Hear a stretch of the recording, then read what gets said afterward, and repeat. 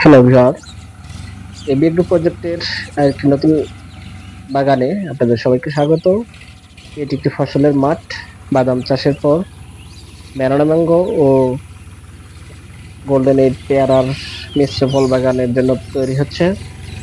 আপনারা যারা বাগান করতে চান তারা অবশ্যই বাগান করার পূর্বে এরকম সমতল করে নেবেন, যাতে বাগানের পরবর্তীতে জলসেচের সুবিধা হয়।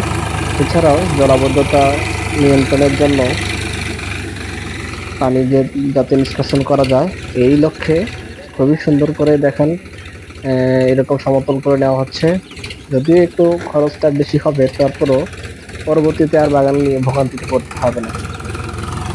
তাদের উঁচু জমি তাদের সমস্যা নেই, যাদের মাঝারি উঁচু, এমনকি যাদের জমিতে পানি জমার সম্ভাবনা থাকে, তারা এরকম করে সমতল করে নেবেন।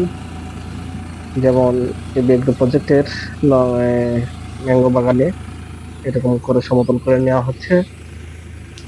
সো যারা আপনারা বাগান করবেন, আপনাদের বাগান করার পূর্বে অবশ্যই লক্ষণীয় বিষয় যেগুলো খেয়াল করতে হবে, তার মধ্যে অন্যতম হলো বাগানের জমি তৈরি করা, চাষ দিয়ে তাতে চুন প্রয়োগ করা।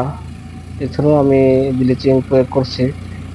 তাছাড়া আপনার মাটি পরীক্ষা করে মাটির ধরন অনুযায়ী, মাটির গুণট অনুযায়ী সার প্রয়োগ করতে হবে। এর সাথে সাথী ফসল হিসেবে বেগুন চাষ হবে। তো লাভজনক একটি ফল বাগানের